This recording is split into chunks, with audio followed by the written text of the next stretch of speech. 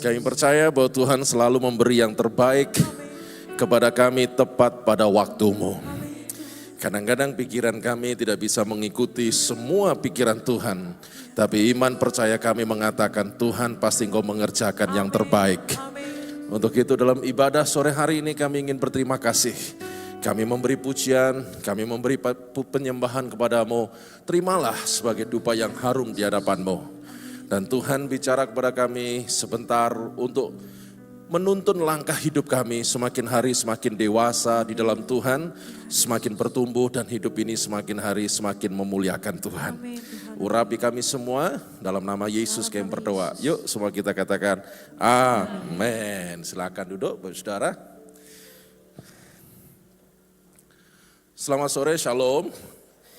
Pertama terima kasih kepada kedua orang tua rohani kita, Bapak Gembala yang tercinta, Pak Gun dan Ibu, terima kasih mengajak saya untuk beribadah sepanjang hari ini dan besok di kaum wanita. Terima kasih buat semua majelis, pelayan Tuhan dan semua yang terlibat pelayanan sepanjang hari ini.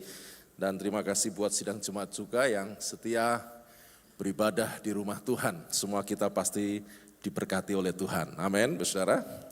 Ya, seperti tadi pagi dan tadi siang saya katakan bahwa sepanjang hari ini kita berkonsentrasi belajar tentang bagaimana kita menjangkau jiwa, bercerita, bersaksi kepada orang-orang yang memang belum percaya kepada Yesus. Jadi sepanjang hari ini kita bicara tentang bagaimana kita bisa bersaksi kepada orang yang belum percaya Yesus sebagai Tuhan dan Juru Selamat. Dan saya memberi sebuah judul yaitu Aku atau Saya Punya Cerita. Nah tadi pagi saya bercerita tentang bagaimana kita bersaksi seperti seorang Paulus yang telah bertobat dan dia bersaksi.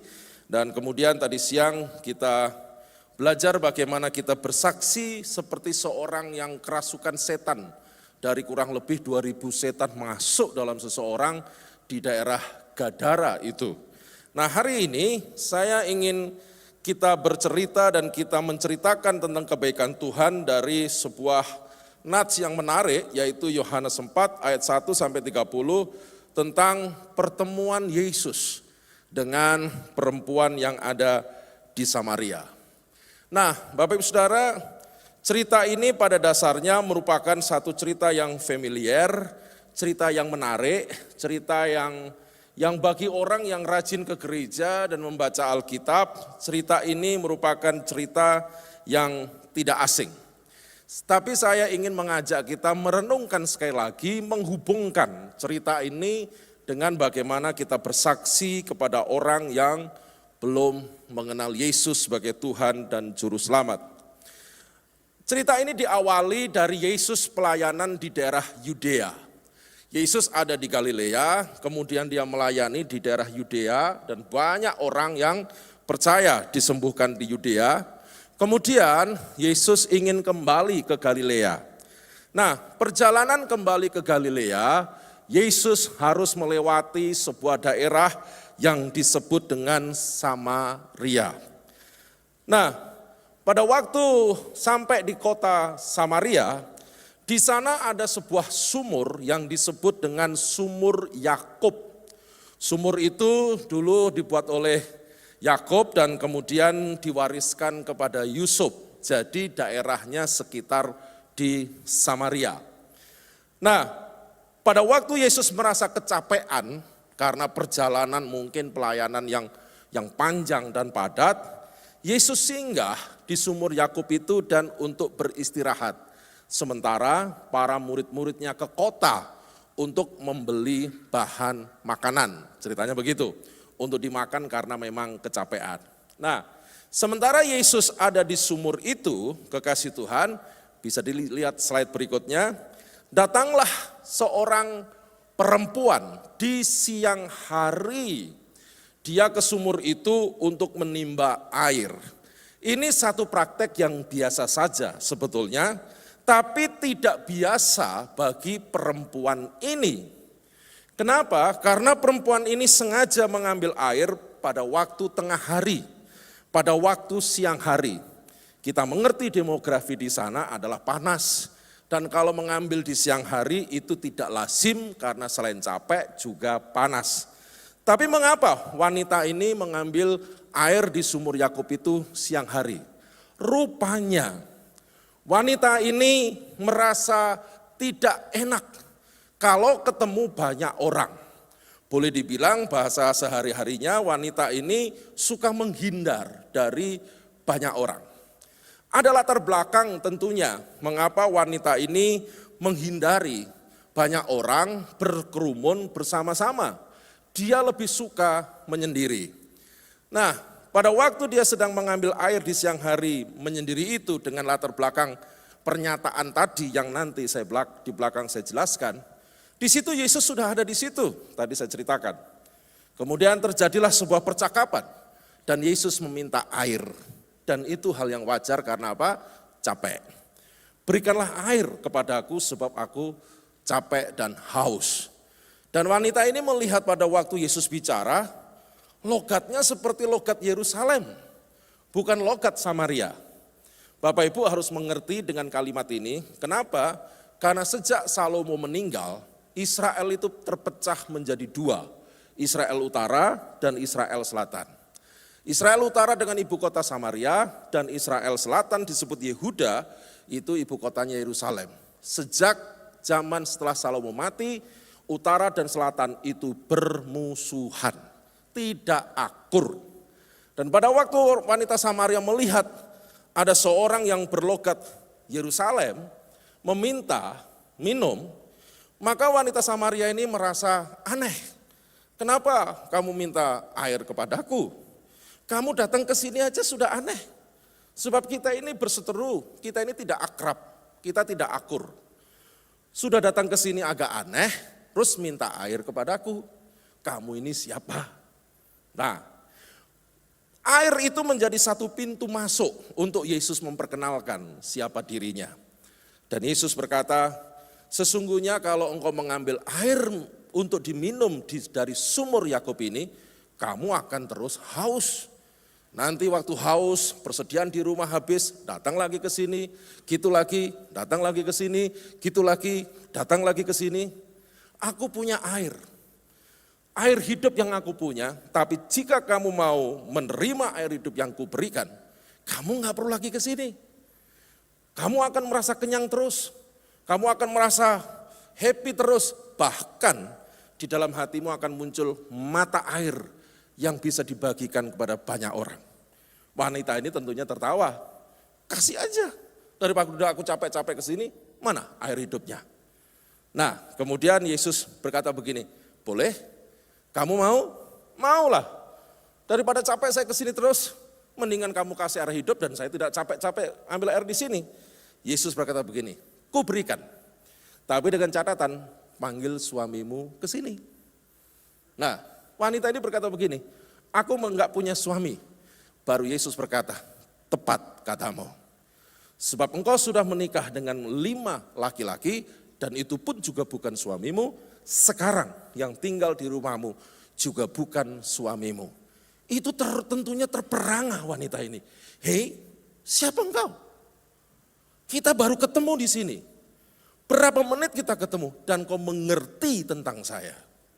Sesuatu yang privat, sesuatu yang sangat rahasia. Kenapa aku datang di sumur ini siang-siang? Karena aku tidak mau identitasku diketahuan. Nanti aku dibully, nanti aku diomongin ini dan itu. Tapi engkau orang yang baru aku kenal. Dengan logat Yerusalem kita ini jauh. Tapi engkau mengenal siapa saya. Siapa engkau? Wah, percakapan itu semakin dalam tentunya. Pada waktu percakapan itu semakin dalam, maka wanita ini mulai tertarik tentang pria itu, tentang Yesus itu. Singkat cerita, di dalam percakapan itu, wanita itu langsung mengakui, coba perhatikan kasih Tuhan, langsung mengakui bahwa Yesus di sumur itu adalah Mesias alias Tuhan. Cepat sekali.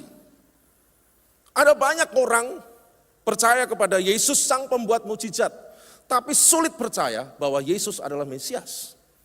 Ada banyak orang yang ketemu dengan Yesus, melihat keajaiban Yesus dan berbondong-bondong mengikutinya. Tapi tidak bisa mengakui bahwa Yesus itu Mesias. Tapi wanita asing ini langsung cepat sekali, percakapan di sumur itu langsung dia berkata, engkau Mesias. Kekasih Tuhan, ini menarik. Nah, dalam percakapan yang semacam itu setelah wanita mengakui bahwa Yesus adalah Mesias, dengan kecepatan percakapan langsung ada sebuah pengakuan. Bahasa sekarang itu pertobatan, begitu kasih Tuhan. Murid-muridnya datang, yang beli makanan tadi, guru ini ada makanan. Loh, tapi kok ada wanita? Diam, murid-murid ini pada diam karena Yesus sedang ngobrol sama wanita. Tapi mungkin wanita itu merasa enggak enak, wanita itu cepat pergi. Perempuan Samaria. Akhirnya Yesus ngobrol sama muridnya. Guru, ini makanan. Kamu lapar kan? Dan ini waktunya makan siang. Yesus berkata begini, makananku bukan hanya dari roti saja. Tapi makananku adalah melakukan kehendak Bapa dan menyelesaikannya. Bingung kan muridnya? Kamu ngomong apa sih guru? Apa wanita tadi sudah kasih makanan kepada kamu sehingga kamu gak mau roti ini? Yesus berkata begini kepada muridnya, hei, bukankah di Yudea kamu berkata kepadaku 4 bulan lagi datang masa menuai? Iya, sekarang kamu akan menuai dari tempat di mana kamu tidak pernah menabur. Bingung lagi murid ini, guru ini ngomong apa lagi? Artinya kan begini, aku menabur, wanita ini bertobat, dan wanita ini sedang pergi ke rumah memberitahu supaya orang datang ke sumur ini. Nanti kalau orang-orang kampung datang ke sini, kamu akan tahu, kamu akan menuai. Tapi kamu gak pernah nabur. Aku yang nabur, tapi kamu yang menuai.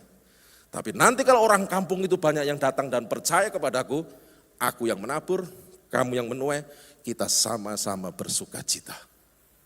Wah, datanglah orang kampung itu. Pada waktu orang kampung itu datang gara-gara wanita menceritakan kepada orang kampung, maka orang kampung mulai ngomong lebih dalam kepada Yesus di sumur Yakub itu. Dan singkat cerita karena orang kampung tertarik dengan pembicaraan itu kekasih Tuhan, maka orang kampung meminta agar Yesus tidak buru-buru pulang. Tinggallah di kota kami 2 hari saja. Maka Yesus tinggal di kota itu 2 hari saja. Dan 2 hari tinggal di Samaria, banyak orang bertobat. Itu yang disebut menuai. Nah, Bapak Ibu Saudara, kecepatan wanita Samaria untuk bertobat menerima berita tentang Yesus adalah Mesias. Ini luar biasa. Kadang-kadang, waktu kita memberitakan Injil, sebutlah si A. Susah sekali, bertahun-tahun kita doakan, kita injili, kita sudah berbuat baik. Mungkin 10 tahun baru dia bertobat. Tapi mungkin saudara juga punya pengalaman. Menginjil pada seseorang, bertobat cepat Pak.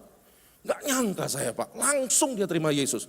Mungkin di terminal sudah ketemu orang itu, mungkin sudah ketemu orang itu ada di pasar, mungkin sudah bersuk sekali saja, langsung cepat bertobat. Nah coba lihat kekasih Tuhan, wanita Samaria ini langsung tahu persis siapa itu Mesias. Karena Mesias yang cerita di sumur itu mengerti tentang hidupnya sampai sedalam-dalamnya. Saya ingat satu gereja besar di salah satu kota. Gereja ini hampir sama dengan gereja saya di Solo, besar sini sih, tapi hampir sama lah, sebut saja gereja besar. Saya bertanya dan survei kepada gereja besar tersebut, saya tanya begini, bagaimana caranya jemaatmu cepat banyak? Sementara ada gereja lain, banyak itu susah banget. Kamu kok cepat banyak? Apa rahasianya? Saya tanya sama orang-orang kunci di gereja itu. Dia bilang begini, kami suka bikin event Pak. Maksudnya event apa? Ulang tahun gereja ada acara. Valentine ada acara. Natal, kebangkitan, kenaikan, kematian, dan acara-acara yang lain. Kami bikin acara. Semaksimal mungkin mereka bisa mengenal ini rumah rohaninya mereka. Kami bikin acara. Oh gitu. Saya mau tanya, ada yang pindah gereja enggak? Ada Pak. Ada yang setia enggak? Ada Pak. Saya mau tanya yang bagian setia. Apa kuncinya mereka setia setelah mereka datang? Dan mereka menjawab, touching, sentuhan, perhatian, kepedulian. Itu yang membuat mereka kerasan, bukan event. Kalau event itu istilahnya orang jajan. Nggak suka pindah. Tapi kenapa mereka bisa kerasan? Kepedulian. Touching, itu bicara apa? Bicara hubungan yang lebih dalam. Bicara sesuatu perhatian yang lebih dalam. Wanita ini kesentuh di situ oleh Yesus. Kekasih Tuhan, di depan tadi saya katakan, kenapa dia datang jam 12 siang? Dia ingin menghindar dari orang. Dan orang mungkin juga nggak peduli. Dia sudah tinggal dengan 5 orang yang bukan suaminya, orang mungkin nggak peduli. Mungkin nggak ada yang tanya, kenapa sih? Itu dosa loh. Kenapa sih? Jangan gitulah. Mungkin banyak orang nggak peduli. Tapi kenapa Yesus peduli? Kenapa Yesus menyentuh bagian yang justru dia tidak ingin ekspos? Kenapa Yesus menyentuh sesuatu yang justru dilindungi supaya orang mungkin takut membulinya? Pada waktu Yesus menyentuh di perhatian itu, cepat sekali wanita itu berkata, engkau Mesias, engkau Tuhan. Bapak Ibu, perhatian itu keren sekali. Saya hamba Tuhan, ibu saya kan jemaat, kakak saya kan jemaat, adik saya kan jemaat. Dan ibu kakak adik saya cerita kepada saya sebagai seorang jemaat. Dan dia berkata kepada saya, perhatian itu membuat nyaman beribadah. Perhatian itu membuat kerasan. Pagi, kabarnya gimana? Wih, anaknya lulus SD ya, mau kemana setelah SD? Kesan, wih itu sekolah bagus. Kekasih Tuhan, itu sudah membekas. Itu senang. Apakah sama yang saya ceritakan dengan saudara, saya nggak tahu. Karena saya seorang hamba Tuhan, saya bicara dari sudut pandang hamba Tuhan. Tapi kakak saya kan bicara dari sudut jemaat. Kakak saya bicara dari sudut seorang jemaat. Dan itu yang dia katakan. Bapak Ibu Saudara, perhatian kita bisa membuat orang bertobat. Dan perhatian kita bisa membuat orang setia kepada Yesus. Yang setuju katakan amin. Itu yang dibuat Yesus oleh wanita Samaria.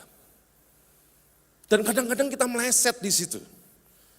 Ya, tadi siang saya makan dengan Pak Gun, nasihat-nasihat kecil, sederhana, penuh tawa, akrab, riang gembira. Tapi sebagai junior saya merekam satu kunci-kunci yang saya perlu kembangkan, yang perlu saya lakukan dari pengalaman beliau bertahun-tahun melayani Tuhan.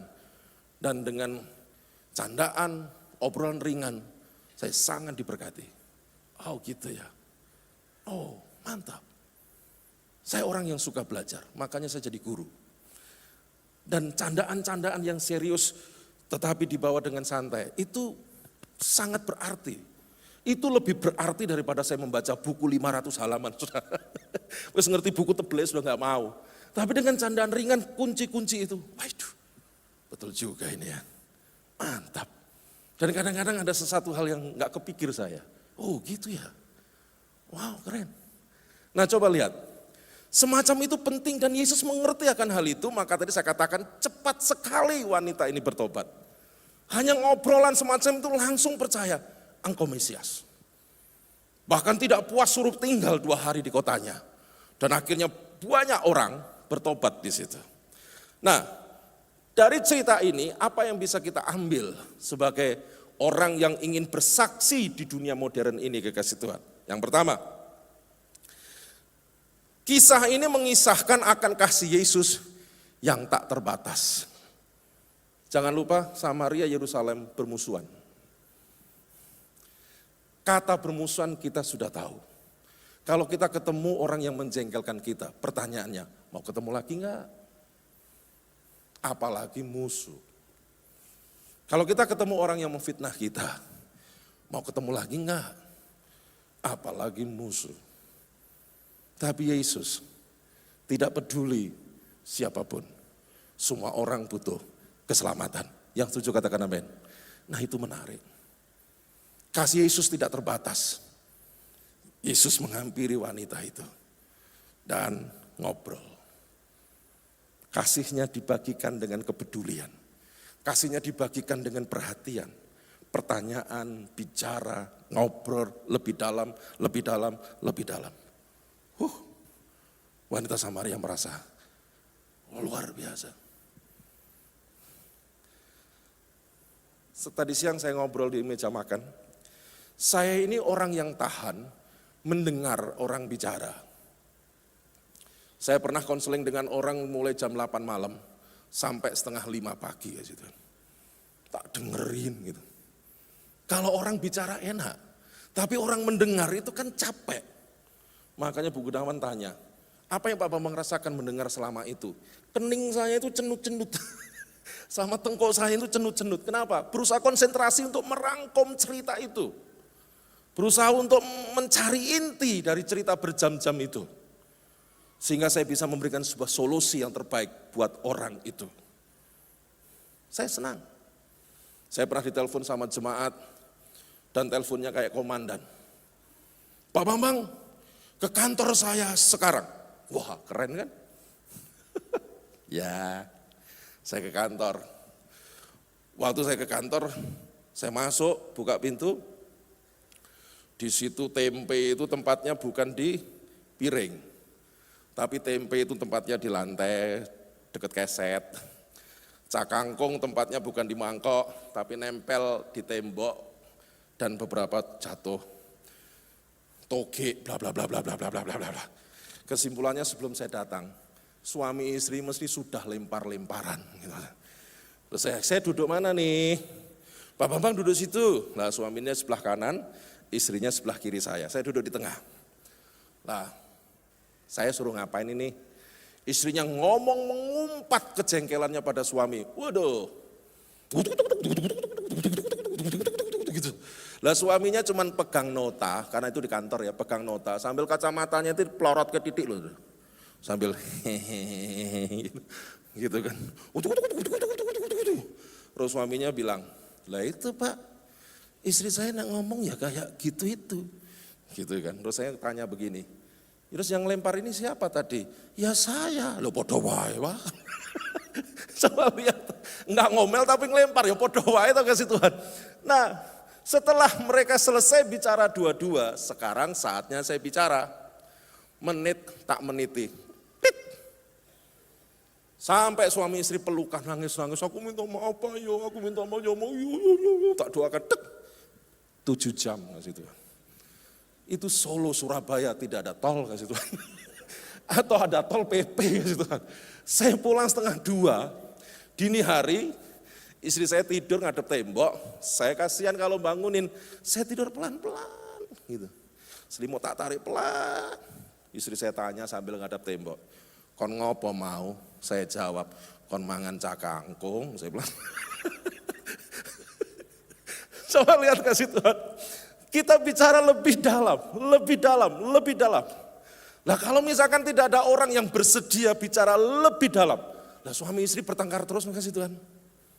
Siapa yang mendamaikan mereka?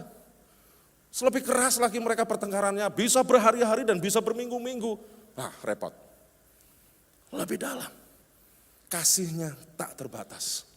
Mungkin dari sisi waktu kita berkorban. Mungkin dari sisi acara, ada acara yang kita cancel demi jiwa-jiwa. Tapi itulah kasih. Itulah kasih. Di Jogja, saya ini sedang merintis gereja di Jogja ya Tuhan. Ada satu jemaat, ada satu keluarga, bukan jemaat, ada satu keluarga itu hampir bisa dihitung dengan jari dia ke gereja. Kesaksiannya sih gitu, tapi udah sepuh, sudah mungkin sekitar 60 lah, sudah sekitar 60 tahun suami istri itu. Jarang ke gereja. Lah suatu ketika kakaknya itu tinggal di Solo, sakit. Entah bagaimana dia tahu nomor telepon saya, dia bilang gini, Pak Bambang bisa nggak doain kakak saya yang sakit di Solo? Oh ya oke. Karena saya tinggal di Solo kan jaraknya deket, oke. Ya singkat cerita, selesai dilayani, waktu kemudian meninggal. Dibawa ke Jogja. Pas dibawa ke Jogja, disemayamkan sementara di rumah duka. Kalau orang Solo bilang tionting, kalau Jogja nggak tahu, Semarang nggak tahu namanya apa. Di rumah duka di situ. Saya mendengar kakaknya meninggal. Dari Solo jam 7 malam saya meluncur dengan istri saya. Yuk kita layat. Jam 7 malam saya sampai kurang lebih jam 9 kurang dikit. Di rumah duka itu saya ngobrol dengan pelayat yang lain, saya ngobrol dengan keluarga besar, termasuk suami istri ini yang jarang ke gereja. Singkat cerita, saya ngobrol di situ kurang lebih 1,5 jam. Pulang, sampai di rumah kurang lebih jam 12 malam. Segitu aja, nggak ada yang spesial, segitu aja. Tapi apa yang terjadi kasih Tuhan? Bapak, ibu, suami istri yang tadi jarang ke gereja, dia telepon sama saya. Pak Bambang katanya ngerintis di gereja ya? Iya Bu. Alamatnya sebelah mana toh? Sebelah sini. Oke Pak, nanti tak coba datang sesekali. Oke, silakan Bu, datang. Nah, waktu datang, nggak tahu bagaimana ceritanya. Komsel minggu depan datang, komsel minggu depan datang, komsel minggu depan datang. Sampai hari ini dia setia. Apa yang sedang saya katakan? Perhatian, kasih, tak terbatas. Puji Tuhan. Rupanya layat saya ini menyelamatkan satu keluarga yang jauh dari Tuhan. Sekarang datang ke rumah Tuhan. Sekarang setia datang di rumah Tuhan. Caranya bagaimana? Layat. Saya nggak ngomong Injil kok. Layat aja. Dan layatnya yang diomongkan apa sih? Ngalor ngidul kan? Nggak ada Injilnya. Tapi itu dipakai Tuhan untuk dia terbuka hatinya dan hari ini beribadah. Kasih tidak terbatas. Loh, dia bukan jemaat saya loh. Dia itu gereja lain. Saya juga nggak kenal kok. Dia kenal nomor saya, telepon saya juga nggak tahu dari mana. Cuman karena saya punya kasih dan dia minta tolong kakaknya di Solo tolong didoakan. Ya sudah, saya tinggal di Solo. Saya doakan gitu. Simple, sederhana. Tidak perlu teologi yang muluk-muluk. Tidak perlu doa puasa untuk datang mendoakan. Hanya bersedia datang saja. Tapi ternyata itu dipakai Tuhan untuk menyentuh satu keluarga ini. Terima Yesus dan sekarang rajin beribadah. Haleluya. Kasih tak terbatas. Yang kedua, kita ini diajak, dari cerita tadi kita diajak untuk menjadi dutanya. Utusan Allah. Utusan apa? Utusan untuk bersaksi. Membawa orang kepada Yesus. Jangan lupa loh, wanita tadi itu wanita yang suka lari dari banyak orang loh. Wanita Samaria tadi wanita yang tidak suka berkumpul loh dengan orang. Tapi bagaimana setelah disentuh perhatian oleh Yesus, dia datangin banyak orang satu kampung. Dia keluar dari introvertnya, dia keluar dari mindernya, dia keluar dari rasa tidak ingin ketemu banyak orang. Dia keluar. Akhirnya dia ngomong kepada banyak orang. Dan banyak orang langsung percaya dan datang kepada Yesus. Aneh kadang-kadang. Kadang-kadang kita melihat siapa kita. Kok Tuhan mau loh pakai saya. Kok Tuhan loh mau loh pakai kita. Kadang-kadang kan kita berpikir aku ini gak bisa ngomong. Aku ini gak lancar gak ngomong kayak Musa itu. Kalau saya lihat Musa, saya tuh lihat diri saya. Musa waktu dipanggil Tuhan, Musa kan bilang gini, aku gak fasih bicara. Tuhan bilang gini, gampang, ada Harun juru bicara. Aku gak bisa bikin apa-apa, gampang, ada tongkat, bikin mujizat. Jadi Musa mau berkelit kemanapun sementok. Kan Tuhan gak bisa dilawan. Jadi waktu Musa berkata, aku gak fasih bicara. Saya ingat itu saya. Dulu saya ini agak gagap. Ngomong Tuhan gitu, Tuhan. Gitu. Saudara. Tapi saudara dari awal sampai akhir, nggak lihat kan saya gagap. Saya beberapa kali khotbah di sini sudah nggak lihat kan gagap saya. Dulu saya nggak seperti ini ngasih Tuhan. Tuhan hilangkan gagap saya. Dan saya bisa ngomong lancar. Tapi saya punya anak kembar 2. Dua-duanya gagap kasih Tuhan. Saya waktu lihat anak saya gagap, saya dulu begitu. Jadi kalau lihat 2 anak kembar saya gagap, saya lihat itu anak saya dulu. Jadi pikirannya itu jalan lebih cepat, daripada kata-katanya gitu. Makanya saya ngomong, kalau kedua anak saya itu ngomong sama saya, cepet mesti gagap. Cuman tak lihatin. Ulang. Nah waktu saya ngomong ulang, dia ngomongnya pelan-pelan. Pa, aku minta uang. Loh bisa gitu loh. Jangan saya itu dulu saya seperti itu ya Tuhan. Tapi selama saudara saya pelayanan di situ gak pernah lihat gagap saya kan. Ini Tuhan. Tuhan bisa pakai siapapun. Amin. Saudara hari ini mungkin berpikir, Pak aku punya 5 keluarga, aku paling bodoh. Kenapa aku yang dipanggil? Bodoh itu kan kita. Tapi Tuhan memakai kita. Karena cocok bagi Tuhan, kita yang cocok. Coba lihat Bapak Ibu kalau punya 3 anak. 1 anak saudara pinter. Dari PAUD sampai lulus kuliah, pinter. Saudara ngomong sama anak saudara, suruh cari pekerjaan apa? Nanti jadi dokter ya, betul nggak saudara? Saudara punya anak kedua, pemberani. Sejak PAUD sampai pemuda, pemberani. Saudara pasti ngomong sama anak saudara yang kedua, nanti jadi tentara ya. Nah, tapi anak saudara ketiga, nakalnya minta ampun, suka memberontak. Saudara berpikir semuanya, nanti sekolah Alkitab ya, menjadi pendeta. Jadi pendeta, sekolah teologi kan buangan. Orang yang nggak terima di sana, yang stres di sana, nah di sini jadi baik. Loh Pak Bambang kok tahu lah, saya kan 25 tahun di sekolah Alkitab. Orang tua titip itu kan banyak sekali. Pak Bambang pendaftarannya tutup ya, sudah Ibu, piye? Pak Bambang aku titip anakku Pak ya. Pak, tolong Pak ditompo. Lah kenapa? Kan semester depan bisa Bu, masuk semester yang baru. Udah ketinggalan sekian bulan. Gak apa-apa Pak. Lah kenapa toh nyusu-nyusu? Aku stres Pak ngatur anakku. Gitu saudara. Itu banyak yang begitu. Jadi saya di tempat orang-orang yang orang tuanya wis mentok. Sini. Dan anehnya saya senang saja. Saya terima mereka, saya benahi, saya ajar, saya didik, saya latih. Ya puji Tuhan ada yang baik. Puji Tuhan ada yang berubah. Kita dipanggil Tuhan sebagai utusan Allah. Amin. Apapun yang bisa kita kerjakan, ya sudah itu aja. Enggak usah menjadi orang lain, jadi diri sendiri yang bisa kita kerjakan. Wes seperti itu aja. Wanita Samaria menjadi dirinya sendiri. Apa yang dia bisa kerjakan, ya situ. Kita enggak perlu harus luar biasa dulu. Ada mahasiswa saya bilang gini, Pak, mempengaruhi orang itu kan kita harus punya sesuatu dulu. Maksudnya? Ya kalau kita nggak punya apa-apa, mana orang percaya? Contoh. Saya punya jabatan, mempengaruhi orang kan gampang. Terus, punya uang banyak, mempengaruhi orang kan gampang. Ya, oke. Ya toh Pak, berarti saya bisa mempengaruhi orang lama Pak. Punya jabatan dan punya uang banyak, itu kan bertahun-tahun Pak. Nah kalau hari ini apa dayanya saya?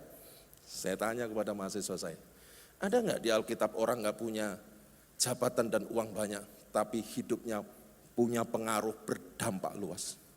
Mikir.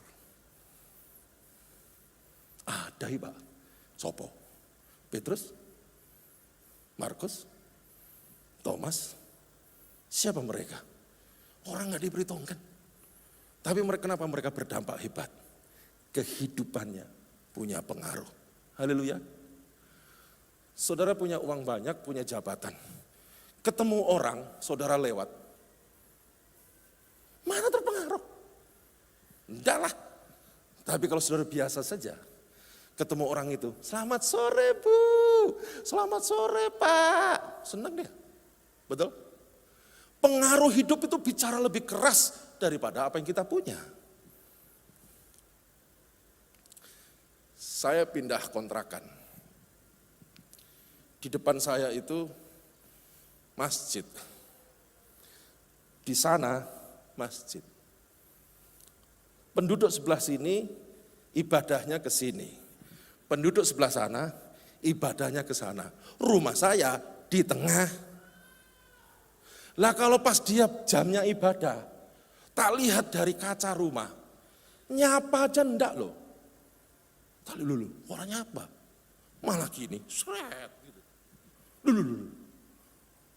Apa saya salah lihat ya? Jam berikutnya saya lihat, besok, besok, besok, padahal itu kan kampung, bukan kota besar. Saya itu mikir, gimana ya caranya ya. Nah, di depan masjid itu ada material. Kan debunya ke rumah kalau kena angin. Nah, saya nyemprot lah ceritanya. Sret. Ya, supaya debunya nggak ke sini. Lah yang ibadah ke sana, ke masjid ini, ngomong, makasih Pak ya, sudah disemproti biar gak kena angin, gitu. Yang lewat sini, tik. Wah, Pak Bambang seneng main air, loh. Dia nyapa saya. Loh kok mereka gak nyapa? Coba lihat, dengan air loh mereka nyapa saya, tapi mereka gak nyapa. Besok lagi saya gitu kan. Akhirnya satu orang datang. Pak Bambang itu pekerjaannya apa? Saya guru Pak, sekolah Alkitab. Apa itu sekolah Alkitab? Sekolah pendeta itu loh Pak. Oh Pak Bambang pendeta nggih. Nggih, tak kira manajer. Loh manajer apa? Manajer obat nyamuk. Tak kira manajer selama ini pendeta nggih. Nah, ngobrol mereka sama saya, menceritakan penduduk yang sana. Waktu penduduk ini ngomong sama saya, menceritakan penduduk sana. Nah, coba lihat, lah saya kan Kristen, saya pendeta, curhatnya ke sini. Di situ saya mencari hikmat, Tuhan gimana ya mereka bisa ngobrol ya. Saya cari cara. Hari raya besar mereka, saya bikin kue. Saya kasihkan ke mereka. Saya kasihkan kelompok mereka. Mereka mulai cair, mulai ngobrol. Sekarang mereka ngobrol akrab sekali. Saya nggak punya apa-apa, tapi pengaruh itu kadang bicara lebih keras. Amin. Dan saya ingat tahun berapa ya, sebelum pandemi ya, itu Desember, saya itu tidak mendengar azan maghrib. Dan toa masjid itu, nggak dengar saya. Saya tuh mikir, apa rusak ya toanya ya? Itu aja pikiran saya positif aja, apa rusak ya sedang diperbaiki ya? Gitu. Lah terus, karena saya mikirnya gitu dan saya anggap rusak, ya saya nggak tanya-tanya. Januari saya tanya, Januari tanggal 2, 3 gitu. Pak rusak atau Pak toane Pak? Mboten nih Pak. Kok saya nggak denger jenengan toh? Ajan toh, tak kira rusak. Loh, kan Natalan, jenengan kan Natalan. Loh maksudnya, saya pendeta kan jenengan Natalan, makanya 2 minggu nggak usah ajan. Loh sampai itu menghormati saya tak? Iya, lah Natalan kan di gereja Pak, ini rumah biasa. Sejak itu tahun berikutnya, ajan meneh situ kan. Ya wis atompoy lah. Saya sedang bicara apa sih? Pengaruh. Hanya senyum. Hanya ngobrol, duduk bareng. Loh itu yang mengubahkan loh saudara. Sehingga yang dibuat Yesus nggak heran kalau wanita itu bertobat. Ternyata sentuhan perhatian itu berdampak besar. Tidak harus kaya kan. Tidak harus punya posisi kan. Tapi kalau punya itu dan punya pengaruh hebat, bagus. Tapi ini enggak, bukan berarti nggak bisa kan. Kita bisa mempengaruhi dengan hidup. Dengan senyuman. Dengan ngobrol. Nggak sulit loh memberitakan Injil saudara, nggak sulit. Hanya gitu aja, simple kok. Buktinya tadi di depan saya katakan, layat aja orang datang ke gereja. Wah luar biasa. Yang ketiga, mari kita bersedia membantu orang-orang di sekitar kita dengan tulus.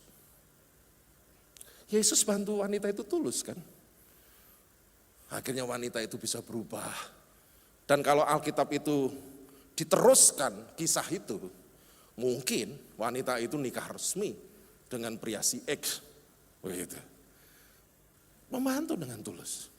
Dan membantu dengan tulus itu tidak usah bicara berapa banyak. Nah, kecil-kecil sajalah.